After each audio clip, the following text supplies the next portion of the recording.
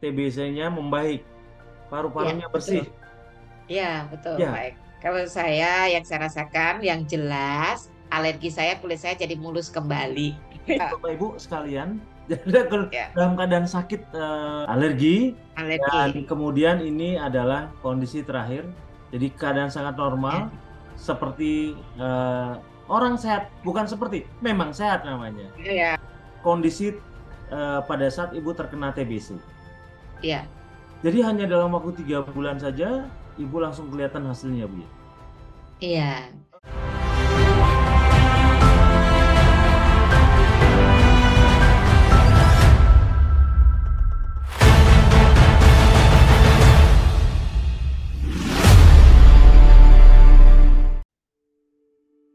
Baik, selamat sore Bapak Ibu sekalian dengan Eko Yudo Tamtomo dari Miracle of Bread Indonesia.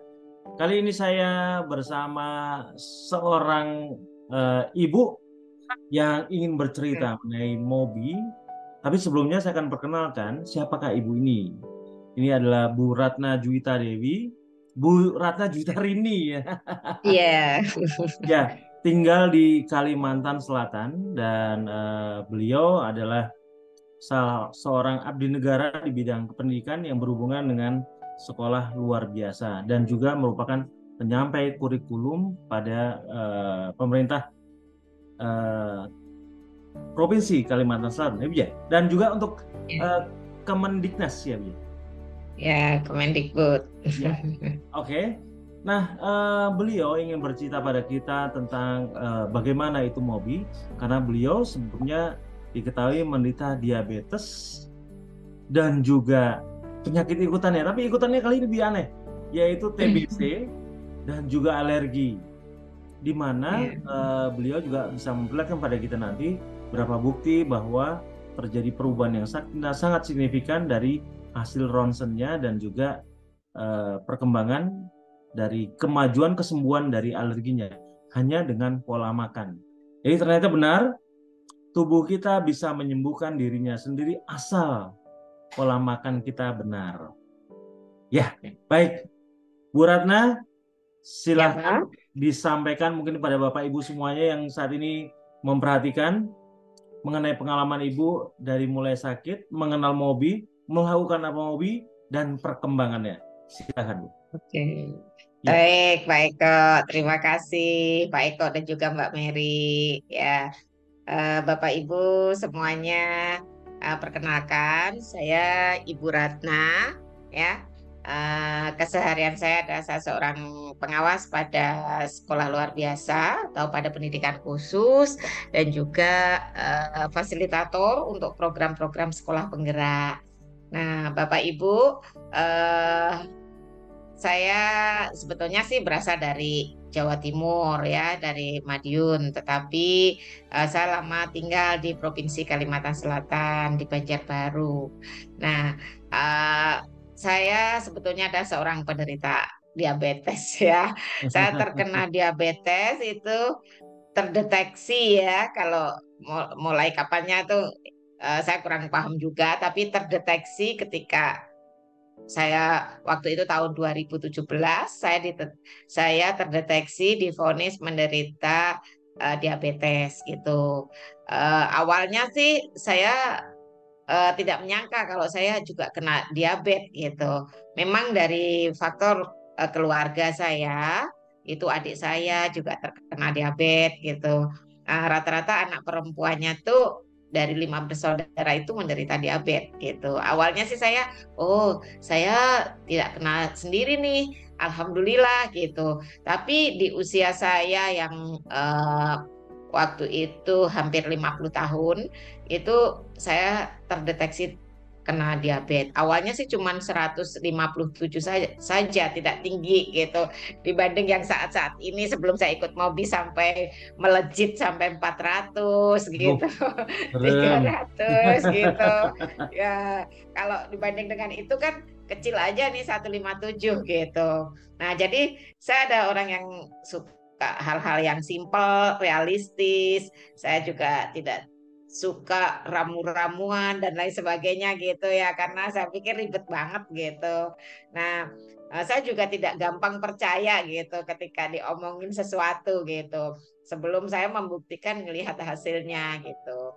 Nah, waktu itu kaki saya yang sakit, terasa kok seperti ada ditusuk-tusuk jarum gitu telapak kaki, terus saya makin capek gitu. Terus tapi itu masih saya abaikan. Saya tidak terlalu ini ya, dan juga tidak rutin berobat ke dokter, tidak rutin minum obat gitu. Lama-lama kok kondisi saya bukan membaik gitu ya, tapi kok makin buruk gitu. Lalu di awal 2020 sebelum COVID gitu, saya kan sering bepergian ya, kadang pergi membantu menulis buku di kementerian, pergi dari satu hotel ke hotel lain, nah, sering bepergian ke luar kota dengan pesawat gitu. Saya kok setiap jalan ke bandara kok rasanya makin lelah gitu. Kaki saya makin capek. Bahkan saya tuh kalau seandainya ada kursi roda aja saya pengen naik di dalamnya gitu. Saking saking lelahnya. Terus saya juga kok kaki saya pakai pakai sepatu yang berhak kok susah ya sekarang untuk jalan gitu waktu itu. Terus tapi lalu saya kalau sudah seperti itu saya kembali kalau ada waktu berobat gitu. Tapi Itu kadang Ibu belum menyadari eh, sakitnya, Bu. Itu sakit kenapa itu? udah tahu itu saya kena diabetes kali sudah Oh, dijelaskan oleh dokter. Cuman saya selalu mengabaikan hal-hal yang enggak saya kan kuat aja, sehat aja. Nanti saya pakai olahraga juga sembuh gitu. Seperti oh, ketika ketika tangan saya ini nggak bisa saya gerakin gitu, kaku gitu ya, itu juga saya paksain gitu, saya gerak-gerakin, pokoknya sebisa saya nggak mau diem gitu. Eh, Istilahnya tuh melawan kodrat yang bahwa saya itu sakit gitu, nggak saya terima gitu. Nah, lama-lama kan makin parah gitu, terus tapi saya terus rajin ke dokter gitu. Terus waktu itu saya ditambah lagi di tahun 2000 berapa itu ya, setelah COVID kan banyak kegiatan di rumah. Kegiatan saya juga tidak memerlukan eh, apa ya aktivitas yang terlalu tinggi karena bisa dilakukan secara daring-daringan gitu. Itu agak lumayan, tapi saya udah ada batuk-batuk gitu. Terus saya pikir ini karena apa saya kena COVID ya gitu. Enggak gitu. Soalnya hasil itu ini setiap sekali saya pergi swabnya pasti negatif gitu. Tapi sebelum swab, saya tuh mau minum minyak kayu putih lah, apalah gitu supaya swab saya bagus gitu. Usaha minum minyak gitu kayu ya. putih ya.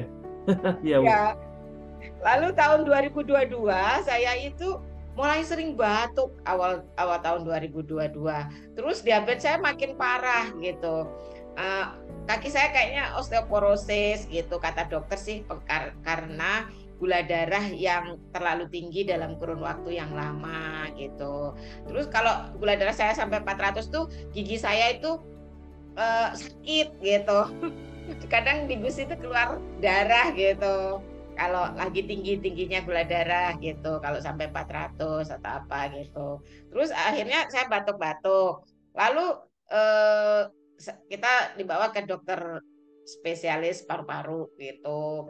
Nah, diberi obat, nanti sembuh batuk lagi, sembuh batuk lagi. Terus akhirnya waktu itu saya pergi ke puskesmas ngantar anak saya cari surat kesehatan, saya nyelonong masuk gitu, terus saya dites dahak, ternyata katanya saya TB, kena TBC gitu ya.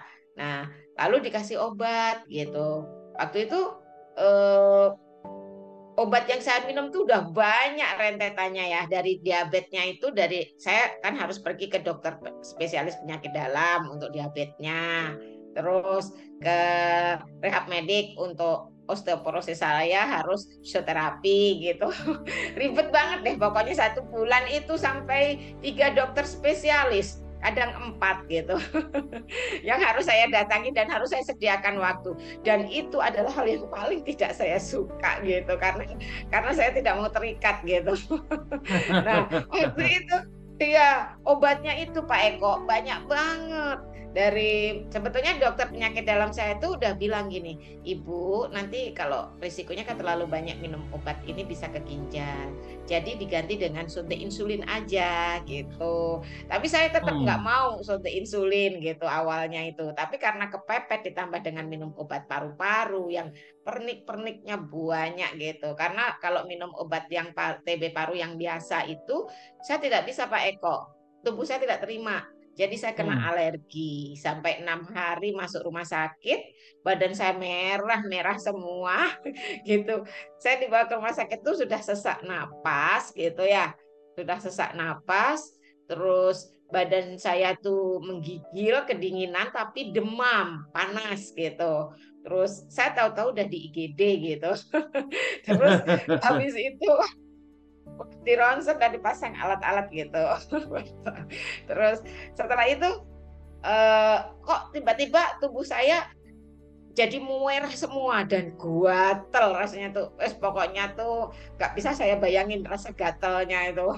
Rasa jadi paksa dihilangkan supaya saya tidak garuk-garuk gitu. Mungkin bisa ditayangkan nanti merah-merah semua Oh gitu. ya, Itu baik-baik. sekujur. Iya, saya juga kaget karena apa? Stres saya. Stres saya itu apa? Muka saya ini merah, badan merah, sekujur tubuh gitu. Pokoknya seperti bukan saya gitu. Jadi membuat saya tuh makin stres gitu. Terus gula darah saya makin tinggi ketika saya stres itu. Terus saya cuma pengen pulang. Saya nggak mau di rumah sakit. Saya mau pulang, mau pulang. Begitu seterusnya. Karena itu tadi. Dan obat yang saya minum cukup banyak. Ada obat darah tinggi, obat kolesterol, obat asam urat, obat saraf, obat alergi, ditambah dengan obat TB. Aduh, banyak sekali Aduh, itu. wah, banyak sekali sampai satu sekali dari nanti ya Pak Eko ya, dari dokter spesialis penyakit dalam satu kantongan untuk 1 bulan, dari dokter spesialis paru satu kantongan. Jadi kalau Aduh, dikumpulin tuh bisa satu toples gitu. satu toples. Kalau minum itu, Masya Allah, sekali minum ada 5 biji, ditambah lagi 4 biji. Jadi setiap minum tuh saya sudah, gitu mau muntah duluan. Iya, iya, Bu. Waduh, serem ya, serem itu, Bu. Ya, serem banget itu. Terus dan parahnya lagi sering tangan saya makin nggak bisa saya gerakin. Sudah pulang dari rumah sakit. Itu alergi saya itu merah-merahnya itu sampai berbulan-bulan Pak Eko. 1 bulan tuh belum hilang. Baik, Sampai 3 bulan. saya akan Ya. perlihatkan seperti ini, Bu ya. Iya, iya betul betul Pak Eko. Ya Ini itu ini itu bukan seperti sampai biduran ya, Bu. wajah-wajah. Sampai wajah, Bu. Iya, sampai ke kaki-kaki dari ujung kaki sampai ujung rambut itu kayak gitu. Luar Itu biasa ya. saking parahnya alergi saya itu akibat alergi ya. Terus alhamdulillah itu sudah keluar dari rumah sakit beberapa bulan kemudian tapi saya masih minum obat. Tapi karena kebanyakan obat itu juga saya ini kan ada asam urat. Tangan saya tidak bisa saya gerakkan kayak seperti trijer-pinjer gitu ya. Iya. Ditekuk tuh nggak bisa gitu. Terus kaki saya tidak bisa saya tekuk gitu. Untuk sholat itu biasanya bisa sujud itu susah gitu. Untuk duduk di antara dua sujud tuh sakitnya dari dengkul sampai ke pinggang gitu. Jadi jadi berbulan-bulan saya sholat dengan duduk di kursi. Tapi saya menangis ya Allah, kenapa saya jadi kayak gini? Saya rindu, ingin sujud sama Allah gitu. Saya rindu, saya ingin sholatnya saya sempurna ya Allah. Tunjukkan saya harus bagaimana. Kalau memang saya salah, pokoknya saya selalu bilang berzikir astagfirullahaladzim ya Allah ampuni saya kalau saya berdosa gitu. Saya rindu sama Allah, saya ingin bersujud, saya ingin menangis, tapi tidak dengan duduk seperti ini gitu dalam hati saya toh. Iya, iya, Bu. Aduh, ya, terus adik saya tuh suka nengoki, Mbak, ikut Mobi, Mbak. Apaan Mobi? Ikut kayak aku tuh, nah. Aku sudah 1 tahun setengah nih nggak makan nasi. Kan makin sehat kan aku. Kok kamu bisa berdiri? Adik saya namanya Eri ya. Bisa Oh. berdiri. Pas kemarin kamu juga sholatmu duduk. Terus badan kayak melayang begitu. Kakinya tuh suka berdarah-darah adik saya itu. Bahkan Oh, mau dulu. lebaran nggak bisa ngelihat karena kena glukoma. Terus Hmm.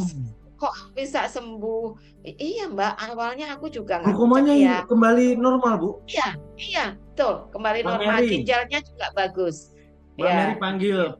Pak Bu Oh, Eri juga ya, Mbak iya, Eri. iya, iya. Adik saya itu, Oh dia iya. dia itu dulu dapat dari bosnya dia, kepala dinasnya dia, itu kena COVID, terus bisa sembuh. Terus dia ngelihat karena sering bepergian gitu, ngelihat adik saya tuh kakinya suka korengan dan pecah-pecah keluar darah gitu. Terus eh, iya, terus disaranin itu. Awalnya dia cuman ya berobat seperti biasa sih ya, terus ditambah dengan herbal-herbal dia gitu, dioles-oles setiap mau tidur, selalu ngoresin korengnya gitu. Eh, Mesin koreng. kalau saya sih nggak mau kayak gitu gitu. Iya. Itu Aduh, saya kok berapa lama sembuh, berapa lama Bu oh, Bu dia Eri sudah ini? 1,5 tahun nggak makan Karena nasi sama dan sekali sudah nggak sembuh. sakit ya? Iya, iya. Dan Luar ini biasa. terus aku apa bisa ya? Bisa aja ya kalau kita kerja itu kita pokoknya ya sak kuate aja gitu katanya, sekuatnya aja gitu. Nanti lama-lama Mbak, ya kalau mungkin orang lain dalam 6 bulan mereka sembuh ya nggak apa-apa lah karena kita parah dan juga kita kerja perlu tenaga mungkin nggak bisa full-fullan gitu. Iya, iya Terus Bu. saya tuh adik saya itu coba ikut ini, coba ikut ini gitu. Terus lama-lama saya merenung. Terus coba kalau lalu saya tanya, saya tuh kan senangnya harus korek dulu, saya harus benar-benar yakin gitu kalau Ya. mengikuti sesuatu tuh. Kalau nggak yakin saya nggak akan ikut gitu. Terus waktu itu saya tanya gini dia, kok motivasimu apa sih? Kamu pengen sembuh gitu. Sampai dia nengoki saya, mijetin saya ketika saya sakit gitu. Dan aku tuh cuman gini loh Mbak. Oke lah kalau memang aku sakit, diabetes, aku diberi cobaan sama Allah, enggak apa-apa aku terima. Tapi aku pengen seandainya umurku nih habis, aku pengen badanku nih jangan sampai kayak gini, penuh dengan koreng-koreng gini.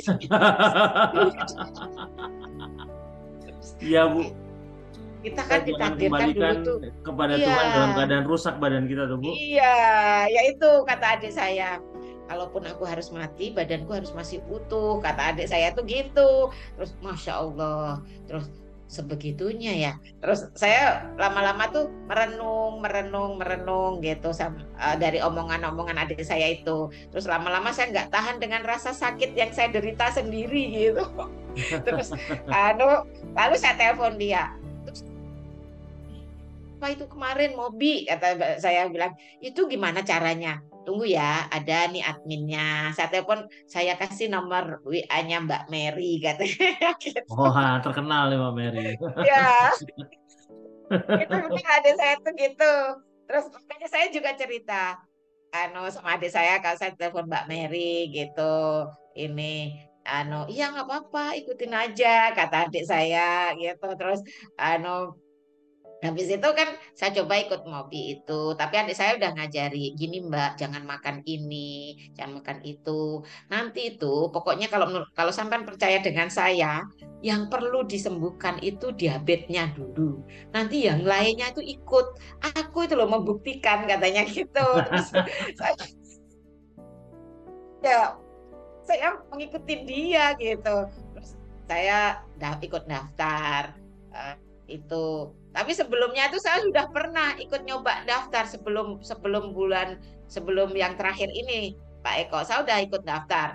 Terus sudah saya coba save gitu. Terus nggak jadi lagi. Terus sampai akhirnya ini saya ikut yang kedua saya benar-benar menyerahkan semua persyaratan itu foto hasil dari labnya dari apa sebelumnya itu saya udah ngeklik sih udah ngeklik ke itu ke Mbak Mary itu tapi saya nggak nyerahkan data-data saya nggak jadi itu berlangsung beberapa bulan dari bulan apa ya kira-kira bulan Februari sampai dengan bulan apa Kenapa maju kemarin mundur gitu Bu? iya awalnya karena kan saya orangnya kalau nggak yakin betul saya nggak akan melakukan sesuatu itu Oh saya iya. harus benar-benar dari ini gitu saya harus ini itu gitu sampai saya benar-benar deh yakin bahwa itu yang harus jalan yang harus saya lalui gitu. Iya. Lalu Ya itu bagaimana setelah Ibu ikut Mobi, merasakan ya. pola makannya, apa saja yang Ibu dapatkan? Kak, saya mah kalau pola makan Pak Eko, terus terang saya nggak begitu memberatkan gitu ya. Karena apa? Kalau pola makan ya bisa lah saya makan yang seperti itu gitu kan. Kita pernah ada pengalaman juga ya, tinggal di luar negeri gitu. Saya pernah tinggal di Melbourne gitu. Jadi untuk makan daging-dagingan dan lain sebagainya Gak itu ada memang masalah ya? biasa aja Gak gitu. ada masalah ya, Bu? Ya, gak ada Eh, masalah sih ya. Cuma saya memang nggak terlalu suka dengan telur, apalagi telur rebus. Jadi kan, tapi kan bisa omelet gitu ya. Kita bikin omelet gitu. Nah, itu kalau dibanding dengan pola makan dan IF, itu dibanding dan beratnya olah olah nafas kata orang-orang. Tapi itu masih jauh lebih berat saya menyandang rasa sakit saya. Benar, Pak hmm. Eko. Jadi itu mah bagi saya karena ada motivasi dari diri saya untuk pengen sehat, pengen sembuh. Aku harus sehat. Kalau sakit itu yang menanggung cuma saya sendiri. Tapi kalau saya sehat, banyak orang lain yang bisa memanfaatkan saya gitu. Betul. Jadi rasa sakit jauh Dekat lebih gitu. berat dibandingkan pola makan. Pola makan ini berat, Iya, betul. sebagian orang Iya, merasa beratan, tapi kalau dibanding iya. sakit lebih sakit beratnya, Bu ya. Iya, betul. Itu kalau bagi saya ya, Pak Eko ya. Tapi saya pikir banyak yang begitu, tapi mereka merasa, Iya. aduh, kan kalau andai kata lidah dapat makanan enak, gimana nolaknya, begitu pasti. Iya, ya, ya kita hitung-hitung benar Pak Eko waktu memberi itu ya pelatihan itu, tubuh kita udah terlalu lama, kita udah terlalu lama memanjakan tubuh kita dengan makan yang enak-enak. Apalagi saya suka masak memasak, suka kuliner gitu. Terus Masya Allah sudah 54 tahun saya menikmati enaknya makanan gitu. Wah, Tapi sepakat, Bu. toh nanti masih ada harapan untuk saya bisa menikmati itu lagi. Itu Betul, kalau betul, Bu. saya sih ya. Karena apa? Karena saya cuma ingat ketika sakitnya badan saya, ketika saya mau, ini yang menyebabkan saya sakit ya. Oh, kalau aku makan ini melanggar ini, walaupun tidak ada yang ngawasin gitu. Tapi konsekuensinya kan diri kita, Pak Eko. Kita yang Betul, ngerasain gitu. betul.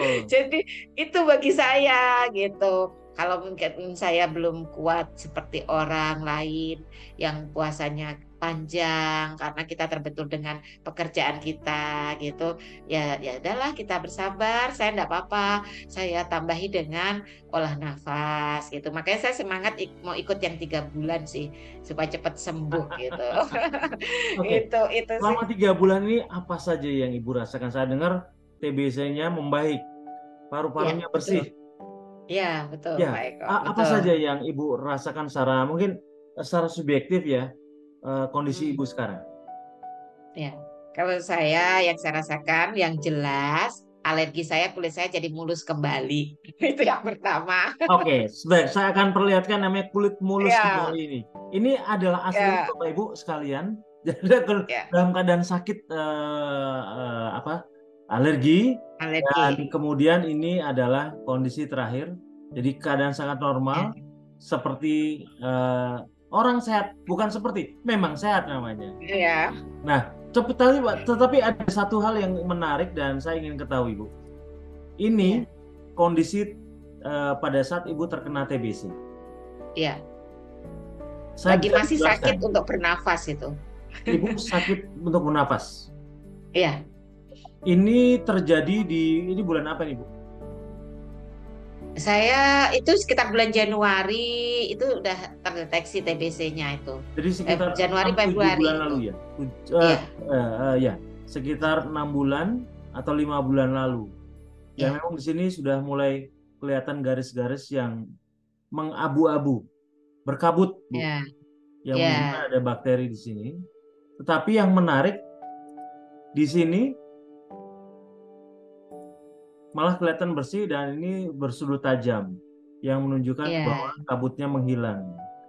iya, betul. Eh, ya, ini namanya Bu Ratna Juwitarini.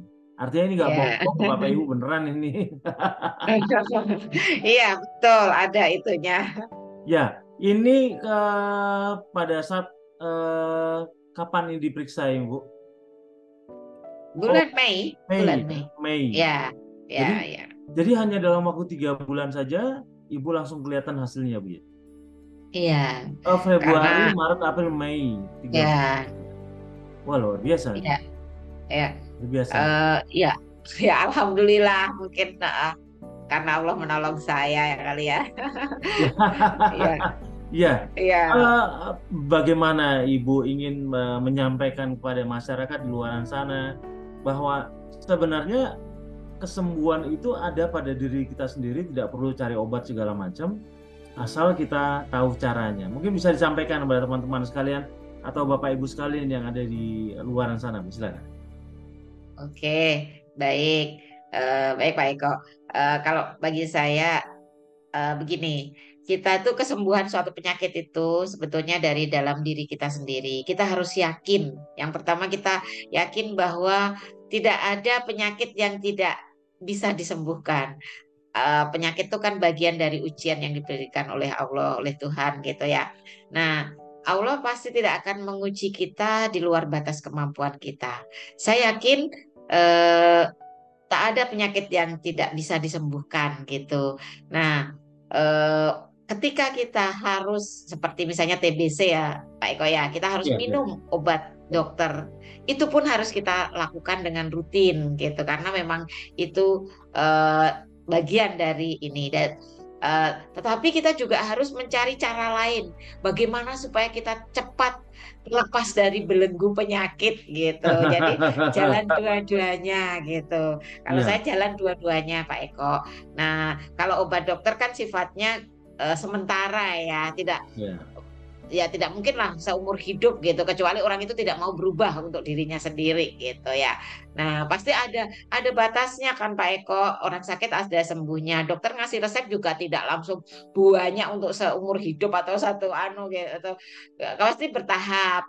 Jika itu sudah agak sehat, pasti akan dikuranginya. Sama seperti ketika saya meminum obat TBC, awalnya memang saya tidak bisa obat yang seperti orang orang kebanyakan, harus khusus, harus diramu sendiri oleh dokternya gitu. Itu banyak Pak Eko. Nah, lambat laun dikurangi. Sisa akhirnya sampai saat ini sisa 2 biji saja yang harus saya minum gitu. Oh, Yang iya, iya. awalnya 5 gitu, 5 gitu. Akhirnya sekarang cuma sisa 2 saja. Dan itu Oh, untuk iya. benar-benar membersihkannya gitu. Nah, jadi saya sarankan nih untuk Bapak Ibu yang menderita penyakit, kita harus mencari terobosan juga. Tidak boleh menyerah pada satu buah usaha saja gitu ya. Nah, supaya kesembuhan dari kita tuh cepat gitu. Jadi kalau memang itu seharusnya ke dokter, oke, dokter tetap kita jalanin. Tetapi kan dokter nanti obat medis itu kan lambat laun berkurang dengan sendirinya seiring dengan kesembuhan kita. Tapi kita juga mencari jalan lain dengan menjaga pola makan kita. Kalau memang perlu IF ya IF gitu ya, puasa-puasa gitu. Karena IF tuh benar Pak Eko, pengaruhnya besar sekali. Karena saya dulu rajin 1 hari puasa, 1 hari tidak. Apalagi masih single, masih muda tuh saya rajin berpuasa. Begitu sudah tua, semakin banyak kesibukan, saya lupa diri sama Tuhan, lupa puasa gitu ya. Jadi akhirnya Allah memberi teguran pada saya, baratnya dilempar batu kerikil nih. Ini sombong banget nih orang, lupa sama aku gitu ya. Nah, Nah, lalu iya, lalu eh, saya ikut bagaimana puasa. kalau andai kata Ibu melihat semua teori-teori Mobi itu kan kadang-kadang bertolak belakang Bu, dengan pengetahuan yang awam mengerti. Ya, Eh, ya, apa yang Ibu tarik benang merah dengan kesehatan Ibu yang pengetahuan teori yang kebalik-balik, versi pengetahuan umum, versi kedokteran yang saat ini menjadi apa ya, fatsun atau menjadi mainstream pengertian masyarakat sekarang dengan pengertian Mobi yang kadang-kadang 180 derajat. Apa pandangan Ibu? ya. Kalau saya memang menyukai hal-hal yang sifatnya ilmiah dan saya orang yang tidak gampang percaya. Bagi saya, suatu ilmu pengetahuan itu kadangkala bisa gugur ya. Ya, Seperti betul. hanya teori-teori kedokteran gitu kan dipelajari turun-temurun dari buku ke buku dan seterusnya dan seterusnya. Itu boleh kita percaya. Kita kalau ketika kita tapi kan itu obat yang sifatnya sementara ya, tidak untuk selamanya gitu. Kalau kita ingin benar-benar sembuh, ya harus dari diri kita sendiri. Teori-teori di MOBI itu saya rasa benar-benar ilmiah dan itu saya sangat suka karena apa? Ketika Pak Eko menjelaskan seperti beri pelatihan gitu ya. Nah, itu tuh dibuktikan gitu, dibuktikan dan juga teori-teori oh kalau ini efeknya ini. Oh benar nih, saya sangat suka karena itu dikaitkan dengan cara kerja dari metabolisme tubuh kita, organ tubuh kita gitu ya. Dan saya itu pelajari itu ketika saya masih kuliah dulu gitu. Itu saya juga IPA gitu kan banyak belajar tentang itu organ tubuh, bagaimana termasuk hormon-hormon gitu. Terus ketika saya berkecimpung dengan dunia pendidikan luar biasa, di situ kan ada anak berkebutuhan khusus yang autis, yang dan juga notabene itu berkaitan erat dengan pola makan yang memicu tantrum mereka dan lain sebagainya dan sebagainya. Jadi saya sangat percaya dengan pola makan baru yang diajarkan di MOBI. Nah, itu yang pertama. Itu memang segala sesuatu itu apa ya?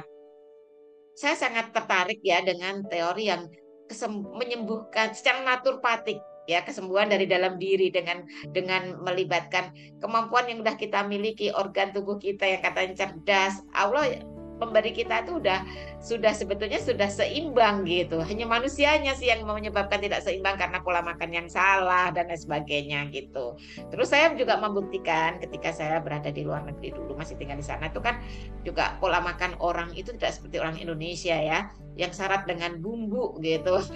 Mereka sekali makan biji bikin omelet gitu. Makan sosis ya segede sosis daging ya gede gitu. Tanpa bumbu-bumbu. Kalau di Indonesia kan dikasih jadi rendang, jadi opor, jadi macam-macam gitu. Nah itu juga dikasih gula-gula dan sebagainya. Kalau di luar kan mereka makannya kayak barbecue itu kan cuman ditabur garam gitu terus sayur-sayurannya benar-benar fresh gitu dan saya suka dengan yang oh iya ya makanya ya lebih sehat gitu beda dengan orang Asia yang nggak karu-karuan makannya apalagi kita sendiri ya pola kita di kampung gitu seperti itu gitu dan tapi saya suka juga dengan menu Indonesia yang memang benar-benar ini gitu itu yang menyebabkan itu terus ditambah lagi dengan pengaktifan hormon-hormon kita di MOBI itu saya sangat setuju dan saya sangat mendukung itu karena memang benar adanya gitu ya. Satu satu ibaratnya satu hormon itu mengalami kerusakan ya memang harus dimanfaatkan yang lainnya supaya saling membantu gitu ya. Nah, itu teorinya sangat bagus gitu. Dan itu sangat ilmiah gitu.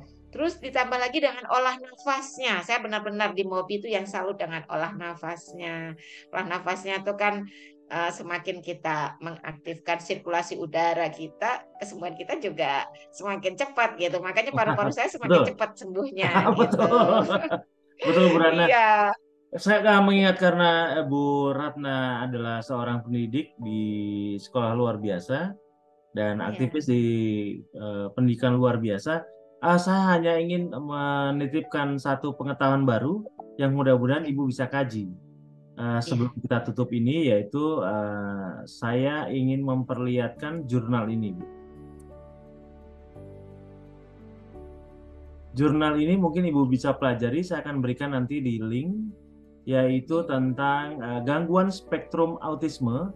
Mari kita bicara Ya, tentang ya. glukosa, di mana selama ini rata-rata yang saya dengar, saya nggak tahu apakah benar atau tidak, bahwa rata-rata penggiat untuk masalah pada anak-anak autisme itu adalah mereka tidak diperkenankan makanan yang mengandung gluten. Iya, betul. Tapi kalau menurut saya, Bu, jauh lebih luas daripada itu. Karena sebenarnya anak-anak autis tidak boleh makan glukosa atau karbohidrat yang membuat mereka aktif sekali. Nah, Iya. ini adalah satu jurnal yang menunjukkan bahwa gangguan spektrum autisme itu biasanya karena mitokondrianya terlalu aktif karena glukosa. Hmm. Dan Hmm. selama ini disalahartikan oleh bahwa glukosa hanya didapatkan dari gluten saja. Padahal semua dari tanaman yang memicu perkembangan glukosa atau pertumbuhan glukos dalam tubuh itu membuat autis jadi makin aktif. Mereka lebih aktif. Makanya pola makannya sebenarnya bisa digunakan pola makan PMB, Bu. Iya, Ini iya. yang saya Memang, ketahui.